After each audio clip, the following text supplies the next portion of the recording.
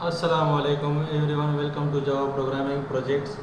तो हमने एक सीरीज़ शुरू किया है इंशाल्लाह कि इसमें हम माइस्क्वेल सारा टीच करेंगे और जावा के साथ भी रिलेशन बनाएंगे और जावा के एप्लीकेशन भी दो बनाएंगे। इस पर हम ऑलरेडी दो ट्यूटोरियल्स बनी हुई, तीन ट्यूटोरियल्स, तो वो आप देख लीजिए। माइस्क्वेल की इंस्ट्रक्शन तो हमने कल की है, तो आज हम इसको ज़रा समझेंगे कि ये क्या चीज़ है और इसमें काम किस तरह से होता है। तो आज हम इसको समझें। तो सबसे पहले हम इसको रन करेंगे। इस पर राइट क्लिक या डबल क्लिक करके आप ओपन कर सकते हो इसको। तो जैसे आप इसको ओपन करें तो ये डायरेक्ट आपसे रन एज एडमिनिस्ट्रेशन परमिशन मांग रहा है। तो ठीक है, मैंने इसको परमिशन दे दिया, यस कर दिया। तो ये रन हो रहा है अभी मेरे पास। तो ठीक है, ये देखो इधर ये आ गया, लेकिन ये रेड में है। रेड में हो या येलो में हो तो मतलब ये है इसका कि मतलब इसमें कुछ फॉल्ट है। वो फॉल्ट पहले आप सॉल्व करो, उसके बाद ये चलेगा। अब जब ये ग्रीन हो जाएगा तब ये बिल्कुल ऑल सर्विसेज बिल्कुल करेक्ट है, अभी आप इसको यूज़ कर सकते हो, हम इसको यूज़ कर सकते हैं। ठीक है, तो आइए समझते हैं कि ये क्या चीज़ है, क्या वाला है। ये इसकी सेटअप का जो सॉफ्टवेयर शॉर्टकट है वो है, मतलब इधर से हम इसको सर्विसेज शुरू कर देते। जब हम इसकी सर्विसेज स्टार्ट करते हैं तो इधर हमारे पास एक आइकन आ जाती है, जिसमें हमारे पास एक जिस आइकन पर हम क्लिक करेंगे तो उसकी सारी सर्विसेज हमें दिखाई देती है कि इस सॉफ्टवेयर में हम क्या क्या सर्विसेज ऑपरेट कर सकते हैं। ठीक है, तो आइए सब पहले समझ लें, ये है सर्विसेज। अब ये जो स्टार्ट ऑल सर्विसेज मैं कर दूंगा तो मेरे पास ये प्रोग्राम रन हो जाएगा। अगर ये स्टॉप हो तब तो अभी मेरे पास ये स्टार्ट है तो मैं इसको स्टॉप करता हूँ। तो जब मैंने इसको स्टॉप कर दिया ये देखो ये रेड हो गया। ठीक है, तो अब इसको मैं दोबारा क्लिक करता हूँ, स्टार्ट ऑल सर्विसेज करता हूँ। ठीक है, तो अब ये देखो ये दोबारा स्टार्ट हो गया मेरे पास सारे सर्विसेज रन है। तो आपको वो नोटिफिकेशन दोबारा आइकन भी दिखाई देता है। ठीक है, तो इस पर मैं फिर रिस्टार्ट करता हूँ। रिस्टार्ट का सेम ये दो हमारे पास इसके सर्वर है, माइस्क्वेल एंड मारियाडीबी। इसमें हम अपना डेटाबेसेस बना सकते हैं, दोनों सेम है, थोड़ा सा चेंजेस है। इंशाल्लाह इन फ्यूचर में हम वो समझेंगे कि मारियाडीबी और माइस्क्वेल सर्वर में दोनों में क्या फ़र्क है। ठीक है, तो हम ज़्यादातर जो काम करेंगे वो है माइस्क्वेल, हम माइस्क्वेल इसमें यूज़ करेंगे। ठीक है, तो ये भी हमारे तो उसके बाद ये PHP, ये इसका अपना सेटअप है। इसमें ये अपाचे है, इसमें के साथ हमारा कोई काम नहीं, इसमें हम बिल्कुल इसको छेड़ेंगे नहीं। ठीक है, ये एज इट इज़ डिफ़ॉल्ट जैसे है बस उसी तरह के हम इसको रहने देते हैं। अपाचे क्या करता है, अपाचे हमारे पास एक सर्वर स्टार्ट करता है। ठीक है, हमारे पास जो भी मतलब वेब ब्राउज़र पर नज़र आएगा, मतलब जो भी डेटाबेसेस होंगे वो सारे लोकल में स्टोर होंगे। तो लोकल से वो पे रीड करके हमें ब्राउज़र में एक इंटरफेस बनाया हुआ है माइक्रोसॉफ्ट वालों ने, तो मतलब वेब सर्वर वालों कंपनी वाले ने। तो वो हमें अपाचे के थ्रू हमारे जो भी वेब ब्राउज़र पर नज़र आएगा HTTP APIs के थ्रू हमें उसके थ्रू ऑपरेट कर सकते हैं ब्राउज़र से, HTTP APIs के थ्रू यूजिंग अपाचे। ठीक है, तो ये एक टूल है जावा में बनता है अपाचे, तो इसके थ्रू ये सारा सब कुछ काम करते हैं। www डायरेक्टरी हमारे वो डायरेक्टरी होते हैं जिसमें हम किसी और या PHP के इंडेक्स का, जिसमें हमारा इंडेक्स फाइल पड़ा होता है। तो ये देखो जैसे हम इसको ब्राउज़र में तो वो सारा सबसे पहले इस फाइल को रन कर देगा। ठीक है, तो उसके अलावा अगर हम कोई और मतलब PHP वाला हमारा फाइल हो या PHP का कोई प्रोग्राम हो, हम इधर इसको रख कर तो उसको वेब ब्राउज़र में URL की जगह उसकी एड्रेस दे देंगे तो हमारा वो फाइल ऑटोमेटिकली इधर से वो रीड कर देगा। तो मतलब PHP के सारे फाइल्स वगैरह HTML वाले वो सारे इधर से हम ऑपरेट कर सकते हैं, www से ऑपरेट करेंगे। ठीक है, तो उसके बाद आ जाता है योर वर्चुअल होस्ट लोकल। ये इसमें तो हमारे पास जितने हमारे पास वर्चुअल होस्ट हो हमने बनाए हो, फॉर एग्जांपल एक हमारे पास लोकल होस्ट है।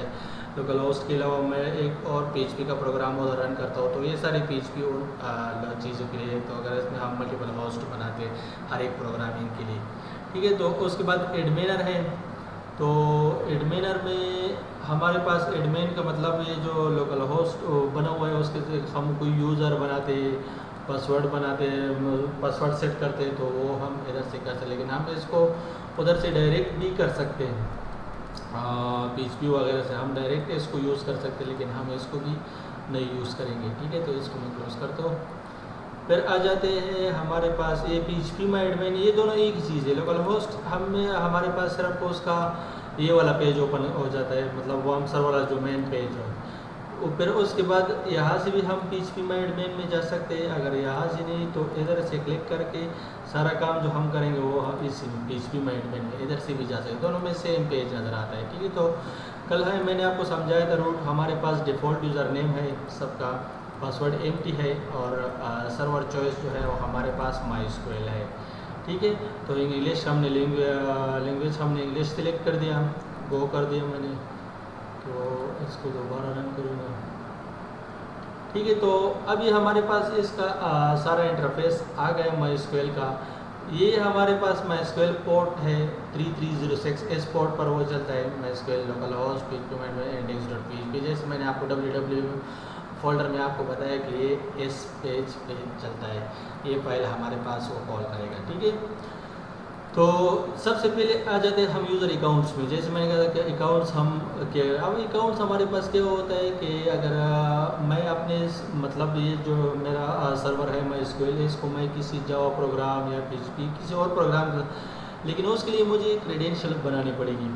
या अगर मैं चलो इसमें लॉगिन हो जाता हूँ, लॉगिन के लिए देखो मैंने आपसे कहा था कि हमारे पास डिफ़ॉल्ट यूज़र नेम रूट है लोकल होस्ट के लिए, लेकिन ये देखो पासवर्ड नो है। यस मतलब पासवर्ड इसने सेट नहीं किया और इसके पास मतलब प्रिविलेजेस जो इसके पास एक्सेस है वो ऑल प्रिविलेजेस का है, ठीक है।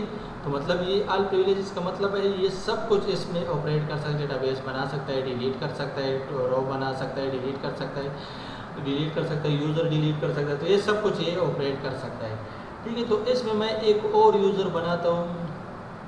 तो ये यूज़र मैं बनाता हूँ फॉर एग्ज़ाम्पल जावा के लिए, तो मैं इसको जावा का नाम देता हूँ। आप कोई भी नाम है इसको अपनी तरफ से दे सकते हैं, ठीक है।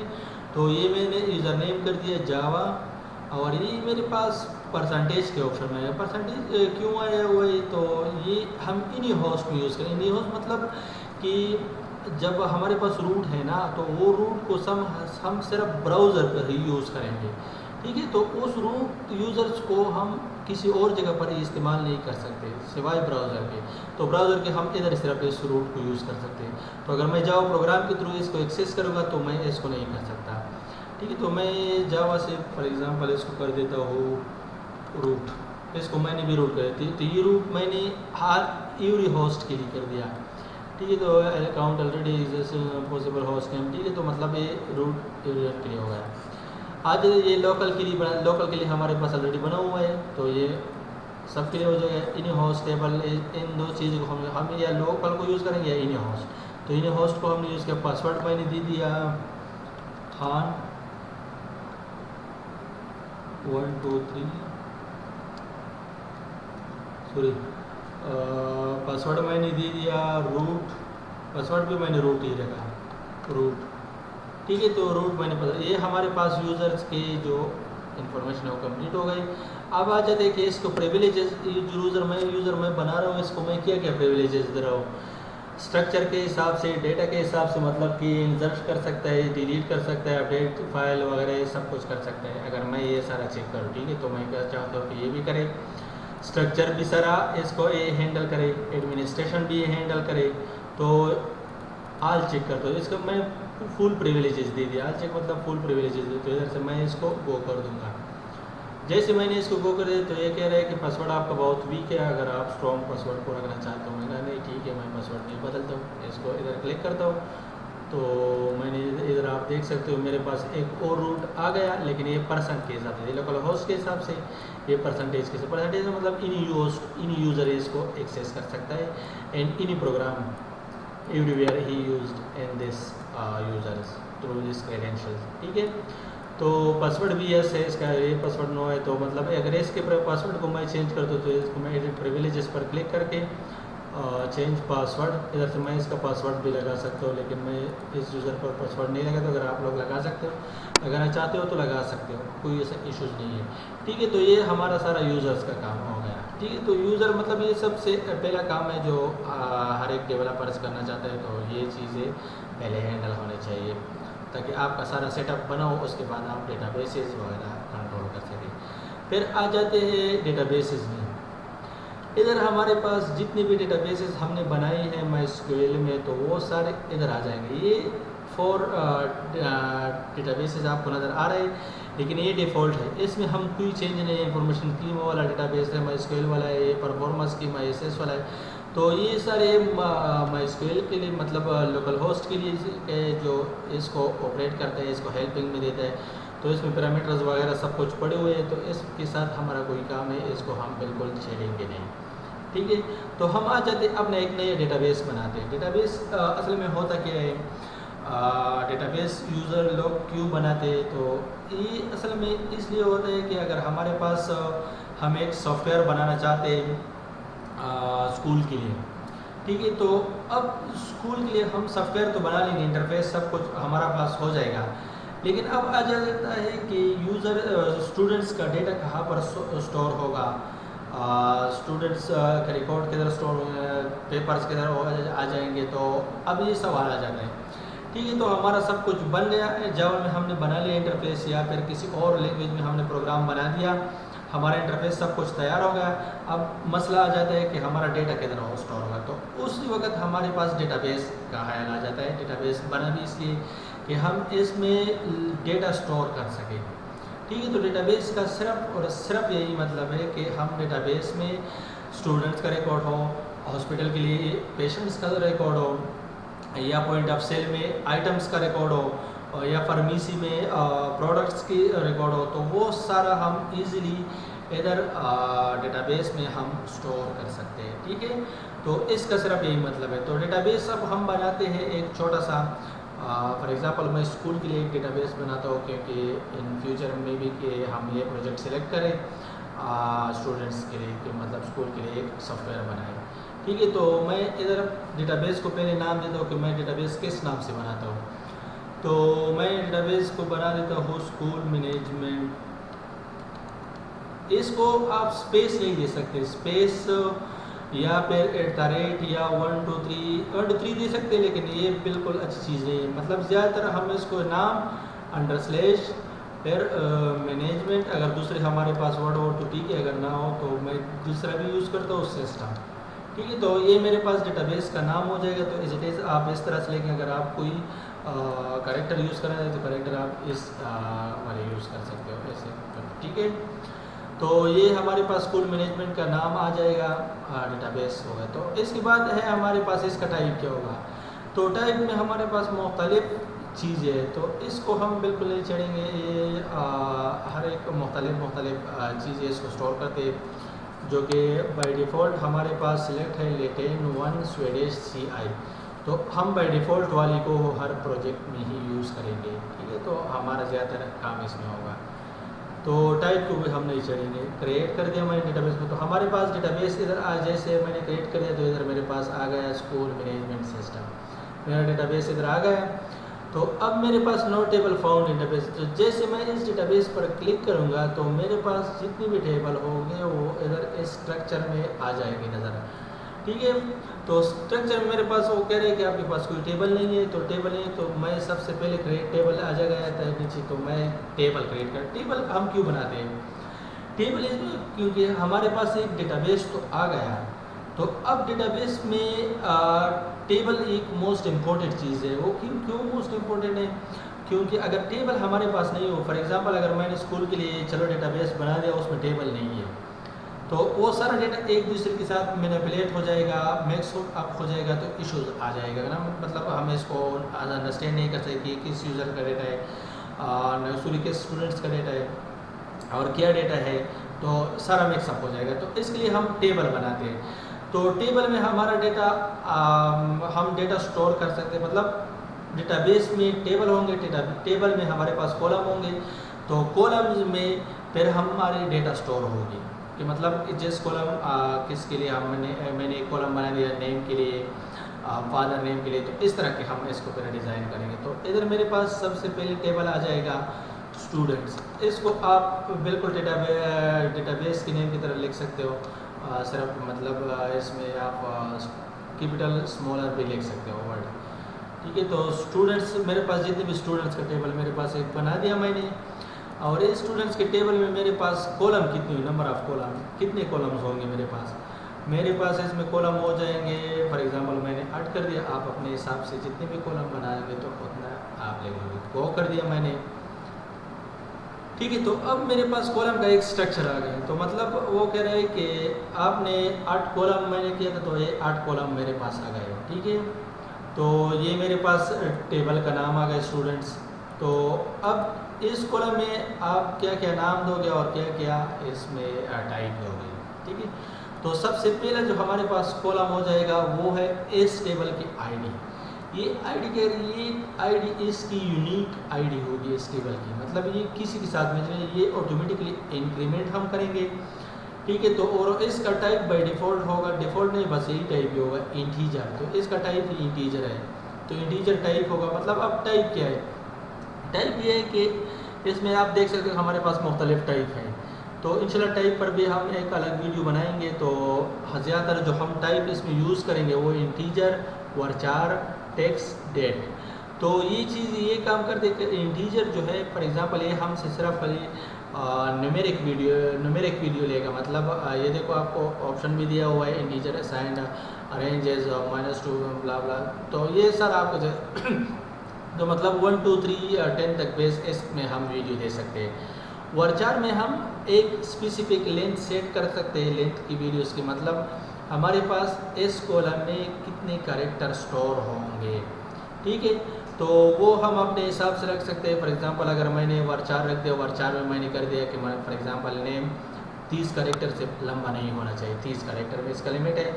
तो टेक्स्ट हमारे पास अनलिमिटेड है, इसमें अगर हमारे पास जितना भी डेटा हो वो हम इसमें ईजिली स्टोर कर। इस तरह से डेट, तो इसमें सिर्फ हम ईयर स्टोर कर सकते हैं, मतलब जो भी ईयर हो तो वो हम इसमें स्टोर कर सकते हैं, ठीक है। तो अब मैंने इसको बाय डिफ़ॉल्ट इंटीजर कर दिया। तो इसका वीडियो मैं इंटीजर के होते एक डिफ़ॉल्ट वीडियोज़ वो होते ले लेगा। फिर डिफ़ॉल्ट में हम इसको क्या रखेंगे, मतलब अगर इसको कोई वीडियो मैंने असाइन नहीं कर दिया इंसर्शन के दौरान, तो इसके पास डिफ़ॉल्ट क्या होगी, नन होगी, इस डिफाइंड होगा, या नल होगा, या करंट टाइम स्टैम्प होगी। करंट टाइम स्टैम्प मतलब आपके कंप्यूटर का जो टाइम है तो वो होगी। तो मैंने इसको इस डिफाइंड कर दिया। अगर इस डिफाइंड कर दूंगा तो इधर इसके पास एक वीडियो आ जाएगी। फॉर एग्जांपल मैंने 01 कर दिया, सॉरी 11 कर दिया 11, तो ये इसकी डिफ़ॉल्ट वीडियो पे आ जाएगी, ठीक है। तो मैं नहीं कर सकता, तो मैं नन करता हूँ। तो नन की जगह क्योंकि मैं इसको प्राइमरी कलेक्शन पर आ जाता है। कलेक्शन में हमारे पास वो चीज़ है कि जैसे हम डेटाबेस का एक कलेक्शन टाइप बना रहे थे, तो उसी तरह हम एक कॉलम्स का भी टाइप बना सकते हैं, अलग मुख्तलिफ है। तो इसको हम बिल्कुल एम्प्टी ही रहने देंगे, इसमें हम काम नहीं करेंगे, नहीं यूज़ करेंगे इसको, ठीक है। तो उसके बाद एट्रीब्यूट्स आ जाएंगे। एट्रीब्यूट्स में हमारे पास कुछ डिफ़ॉल्ट वीडियो है, तो इसमें ज़्यादातर हम यूज़ नहीं करेंगे कुछ भी, तो इसको भी एज इट इज़ हम रहने देते। अगर हम करंट टाइम स्टैम्प को चाहते, अगर कोई रो अपडेट हो जाती है तो उसको हम अनअपडेट करंट टाइम स्टैम्प कर दें। अगर हमारे पास कॉलम टाइम का हो, टाइम स्टैम्प टाइप का हो, सॉरी ये वाली टाइप का टाइम स्टैम्प, तो इस हिसाब से फिर हम उसको करंट अपडेट करें। तो ज़्यादातर वो करंट अपडेट हम यूज़ करेंगे इन फ्यूचर में, लेकिन फ़िलहाल नहीं। तो इसको भी एज इट इज़ रहने दें। नल मतलब ये कॉलम अगर नल हमें चाहिए डिफ़ॉल्ट, अगर कोई वीडियो इसको इंसर्शन के दौरान ना असाइन हो, तो अगर ये नल हो तो मैं कहता हूँ नहीं, ये नल नहीं होना चाहिए। अगर इंसर्शन के दौरान इस कॉलम को वीडियो असाइन ना हो तो ये मुझे एरर शो करे। तो मैं इसको अगर नल चेक करूँ तो ये मुझे एरर नहीं देगा, ठीक है। तो इसको मैंने ख़त्म कर दिया, इसको नल नहीं होना चाहिए। तो अब इसके पास इंडेक्स आ जाते हैं। तो इंडेक्स ये मोस्ट इम्पॉर्टेंट चीज़ है। तो इंडेक्स हमारे पास 4-5 इंडेक्स हैं। तो इधर हमारे पास एक है प्राइमरी हमारे पास एक यूनिक वीडियो होती है टेबल की। तो वो सिर्फ हम एक ही कॉलम को असाइन करेंगे। अगर हमारे पास एक टेबल में 10 कॉलम है तो उस 10 कॉलम को सिर्फ हम एक ही कॉलम को प्राइमरी की असाइन करेंगे, इसको हम कहते हैं प्राइमरी की, ठीक है। तो एक ही कॉलम होता है तो वो ऑटोमेटिकली इसकी पहचान उस प्राइमरी की से होगी। इस टेबल की रो की जो पहचान है तो वो प्राइमरी की थ्रू ही होगी। फिर उसके बाद यूनिक आ जाता है। यूनिक हमारे पास मल्टीपल हो जाए। यूनिक का मतलब ये है कि अगर फॉर एग्जांपल मेरे पास 10 कॉलम है, उसको मैंने 5 कॉलम यूनिक कर दिए, या 10 पे 10 के 10 वर्ड मैंने यूनिक कर दिए कि मतलब इसमें सेम वीडियो नहीं आना चाहिए, तो ये सिर्फ यूनिक के लिए हम यूज़ कर सकते हैं यूनिक कॉलम। इंडेक्स हम सर्चिंग के लिए यूज़ करते हैं कि ओके इंडेक्स में हमारे पास जो कॉलम आ जाए तो उसमें हम सर्चिंग थोड़ा सा फास्ट कर सकते हैं, ठीक है। तो उसके बाद फुल टेक्स्ट है, फुल टेक्स्ट भी एक किस्म के हम सर्चिंग के लिए यूज़ कर सकते हैं कि हमारा जितना भी एक कॉलम में डेटा पड़ा हुआ है, बिग डेटा है फॉर एग्जांपल टेक्स्ट टाइप में, मतलब बड़ा डेटा है, तो उसमें अगर हम कोई कीवर्ड्स या कुछ अंदर झांकना चाहते हैं या उसको सर्च करना चाहते हैं, तो उसको हम फुल टेक्स्ट में उस कॉलम को कर देंगे, तो उसके अंदर फिर हम वो टेक्स्ट सर्च कर सकते हैं, ठीक है। तो स्पेशल ये हमने यूज़ नहीं किया, इसको हम छोड़ देते हैं, ठीक है। तो इसको मैं सिर्फ प्राइमरी की कर दूँ क्योंकि ये हमारे पास टेबल की पहचान आईडी होनी चाहिए, ठीक है। तो इसको मैंने गो कर दिया, ये same as it is ID first column कर देना चाहिए ताकि आपको पता चले कि ये मेरे से टेबल की पहचान यही है, ठीक है। तो इसको मैंने पहचान, और इसको मैंने साथ में ऑटो इंक्रीमेंट भी कर दिया। ऑटो इंक्रीमेंट का मतलब ये है कि अगर हमारे पास ये टेबल वीडियो नल हो, मैंने कोई वीडियो आईडी को सेंड नहीं कर दिया, तो ये ऑटोमेटिकली एक वीडियो मतलब फॉर एग्जांपल अगर हमारे पास 5 रो अवेलेबल है तो ये ऑटोमेटिकली 6 हो जाएंगे, फिर 7 8 ये वीडियो खुद असाइन करेगा अपने लिए, तो ये आईडी हो गई। अब आ जाता हूँ, मैं लिखता हूँ नेम का टाइप मेरे पास varchar आ जाएगा क्योंकि इसमें कैरेक्टर होंगे, मिक्स अप हो गए नेम। तो इसका टाइप मेरा साइज हो जाएगा 48 कैरेक्टर तो ज़्यादा है, 30 कैरेक्टर मैंने करे, 30 कैरेक्टर से इसका लेंथ ज़्यादा नहीं होगा नेम से। उस तरह से फिर फादर नेम varchar, इसको भी मैंने 30 कैरेक्टर कर दिया। फिर इसका एज को मैंने क्या कर दिया, डेट, ठीक है। तो मैं इसमें डेट उठाता हूँ यूज़र की, तो इसको मैं कुछ भी ऐसा नहीं करूँ, डेट को मैं हम लेंथ वीडियोज़ नहीं देते क्योंकि डेट का एक स्पेसिफिक वीडियोज़ है वो उठाता है, ठीक है। तो उसके बाद इसका आ जाएगा सेल नंबर, तो सेल नंबर हमारे पास varchar में आ जाएगा और इसका कैरेक्टर आ जाएगा 10 या चलो सॉरी 11 करते हैं, एक ज़्यादा करते।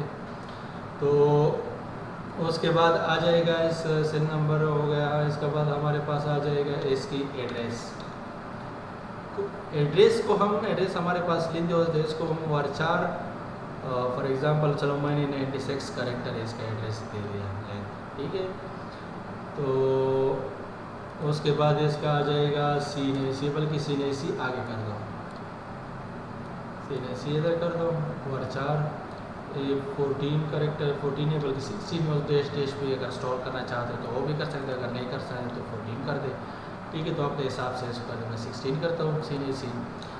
तो उसके बाद हमारे पास इसके आ जाएगी एड्रेस varchar 96 हो जाएगी। तो आखिर में हमारे पास टाइम्स आ जाएंगे, मतलब कि ये यूज़र कब ऐड हुआ, टाइम स्टैम्प मैंने कर दिया, इसमें आप स्पेस वगैरह नहीं दे सकते, तो इस चीज़ का आपने हायर टाइम स्टैम्प मैंने कर दिया इसको इधर। तो टाइम स्टैम्प को मैं सिलेक्ट करता हूँ, बाय डिफ़ॉल्ट ये उठाएगा, मतलब करंट कंप्यूटर की जो भी टाइम हो ये ऑटोमेटिकली उठाना चाहिए, तो ये इसको मैंने सिलेक्ट कर दिया। Time stamp date and time की फील्ड में टाइम स्टैम्प इसको अपना वीडियो होता है तो इसको हम वीडियोज़ नहीं देते ओके। तो इसको बाय डिफ़ॉल्ट हमारे पास होना चाहिए करंट टाइम स्टैम्प, मतलब कंप्यूटर की जो भी टाइम हो तो वो होनी चाहिए, ठीक है। तो ये सारी फील्ड हमारे पास फिर आनी चाहिए, नल नहीं आनी चाहिए, ठीक है। तो अब आ जाता है स्टोरेज इंजन। स्टोरेज इंजन को हम इधर हमारे पास बाय डिफ़ॉल्ट सिलेक्ट हुआ है MySam मैं यूज़ नहीं करूँगा, मैं इसमें यूज़ करूँगा InnoDB, ठीक है। तो InnoDB पर मैं क्लिक करूँगा तो ये हमारे पास डेटाबेस की स्ट्रक्चर होती है कि हम इसको किस तरह से डिज़ाइन करें। तो InnoDB में हम रिलेशन डेटाबेस को इधर डिज़ाइन कर सकते हैं विदाउट सॉफ्टवेयर। तो अगर हम मैं SAM को यूज़ करूँगा तो मैं इसको जावा के थ्रू रिलेशन डेटाबेस डिज़ाइन कर सकता हूँ, तो फिर लेकिन इधर मैं इसको कोई शेप नहीं दे सकता स्ट्रक्चर। तो इनोडीबी में हम वो कर सकते हैं। तो ये बाकी है, तो इसको हम बाकी कुछ किसी को भी यूज़ नहीं करेंगे। तो इनोडीबी को मैंने सिलेक्ट कर दिया, एक एक्सप्रेशन वगैरह ये सब कुछ एज इट इज़ छोड़ने दें इसको हमने। तो अब मैं इस क्यूरी को मैंने जो ऑपरेशन फेल किया है ये किया कि ये किस हिसाब से है, ठीक है। तो मैं इसको क्यूरी को देखना चाहता हूँ। तो मेन चीज़ जो होती है ना वो है क्यूरी। अगर हमारे पास क्यूरी अवेलेबल है ना, तो मतलब ये तो वैसे उन्होंने अपाचे के थ्रू एक इंटरफेस बनाया हुआ है। तो अगर मेरे पास ये सारा क्यूरी अवेलेबल है, ये है मेरा क्यूरी, ठीक है। तो इस क्यूरी में क्या होगा, सॉरी क्लिक हो गया, ठीक है। तो पहले एक टेबल क्रिएट करेगा, किस नाम से, इस नाम से, सॉरी इस नाम से, इस डेटाबेस में इस नाम से, ठीक है। तो उसमें क्या कॉलम मुझे आईडी इंटीजर हुई, नल वो नहीं हुई, नल नहीं होगी, ठीक है। तो ऑटो इंक्रीमेंट करेगा वीडियो, फिर नेम varchar 30, ये हमारे पास एक क्यूरी है। तो इस क्यूरी को मैं इधर से कॉपी करता हूँ, कॉपी, क्योंकि मैं आपको दिखा दूँ कि क्यूरी किस तरह से काम करना चाहिए, ठीक है। तो इसको मैंने क्लोज कर दिया और इसको सेव कर दिया, ठीक है। तो ये देखो पहले हमारे पास अब हम इस टेबल के थ्रू अंदर आ गए, कि हमारे टेबल इधर आ गए स्टूडेंट्स, ठीक है। तो टेबल के अंदर हम आ गए। तो ब्राउज पे जब मैं क्लिक करूँगा तो मेरे पास इधर इस टेबल में जो डेटा होगा वो इधर नज़र आ जाएगा, ठीक है। तो स्ट्रक्चर पर अगर मैं क्लिक करूँ तो ये मेरे पास टेबल का स्ट्रक्चर नज़र आएगा।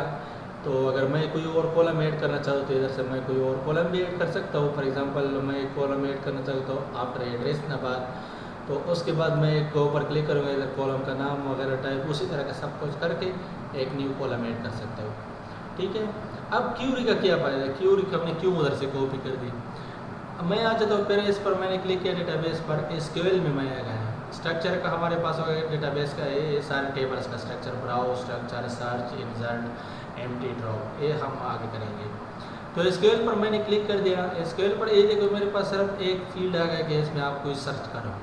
तो ये क्या कह रहा है, run SQL query, queries on database SQL management, मतलब इस डेटाबेस में आप क्यूरी रन करो। तो मैंने वो क्यूरी जो कॉपी किया वो मैंने सिंपल इधर पेस्ट किया। तो इधर मैं सिर्फ स्टूडेंट्स का नाम चेंज करके ऑल स्टूडेंट्स कर दिया मैंने। बाकी इज इट इज़, अगर कॉलम वगैरह आप लोग चेंज करना चाहते तो उस टाइप वगैरह सब आप चेंज कर सकते हैं, लेकिन मैं नहीं करना चाहता, सिर्फ आपको ये दिखा रहा हूँ, ठीक है। तो एक क्यूरी मेरे पास आ गई। तो अब इसको मैं गो करता हूँ। तो ये देखो मेरे पास एक दूसरा टेबल बन गया ऑल स्टूडेंट्स के नाम से। Is it is same to same वही। अगर इधर भी आप देखो टाइप्स वगैरह सब कुछ उसी तरह के आ गया। तो क्यूरीज का हमारे पास सिर्फ ये फ़ायदा है कि इसको अगर हम एक दफ़ा लिख लें तो हर जगह पर हम इसको यूज़ कर सकते हैं, ठीक है। तो इंटरफेस तो ये तो वेब सर्वर ने एक बनाया हुआ है। तो अब मैं इस डेटाबेस को डिलीट करता हूँ। SQL को हमारे पास होगा, SQL से भी हम इधर से क्यूरी से डिलीट कर सकते हैं। तो अगर मैं भाई क्यूरी से तो इधर मैं आ जाता हूँ ऑपरेशन में। ऑपरेशन में जब मैं आ गया